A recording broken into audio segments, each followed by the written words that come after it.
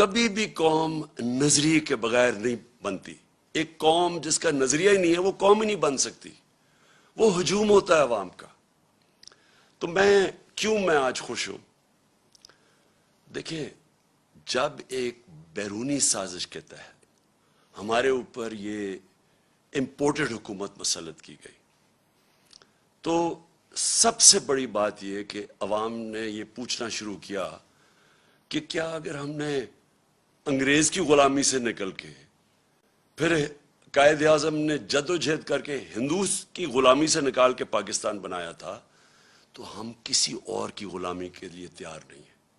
اور جس طرح ایک بیرونی سازش جو ہمارے اس کے تحت ہمارے اوپر یہ لوگ مسلط کیے گئے، میں نے اپنی قوم کے اندر وہ شعور اور بیداری دیکھی جو میں ابھی تک نہیں دیکھی تھی.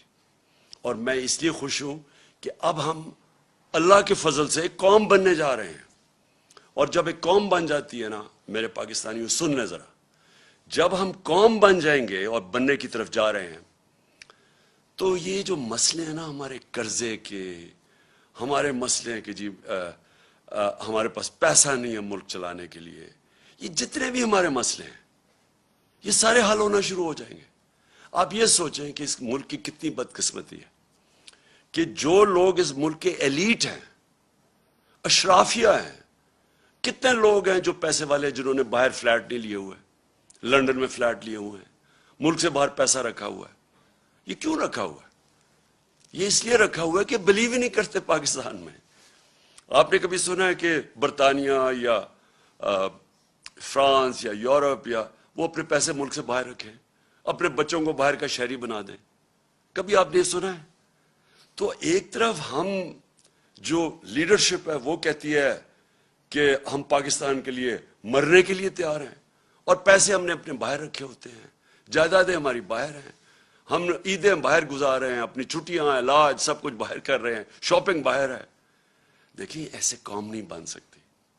میں پہلی دفعہ یہ قوم کے اندر جو بیداری دیکھ رہا ہوں، میں بار میں نے اللہ کا خاص رات کو شکر ادا کیا کہ ایک وہ قوم جو اتنی قربانیوں سے بنی تھی.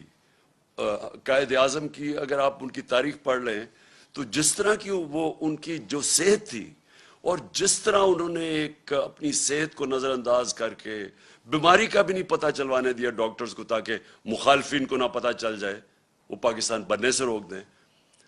اس طرح کی قربانیوں سے ملک بنا تھا. اور جو ہم بڑے ہو رہے تھے، سارے ایسٹ پنجاب سے جو لوگ آئے تھے، اور میری اپنی فیملی وہاں سے جب پارٹیشن کے اوپر آزادی پہ یہاں پاکستان آئے تھے، شاید ہی کوئی خاندان تھا جنہوں نے وہ قتل عام نہیں دیکھی.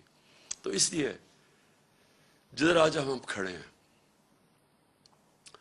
ہمیں ساری قوم کو فخر کرنا چاہیے کہ جس طرح لوگ نکلے اور جس طرح پھر سے خواتین نکلی، یعنی گھروں میں انقلاب آیا، اور جو ہمارا نوجوان نکلا،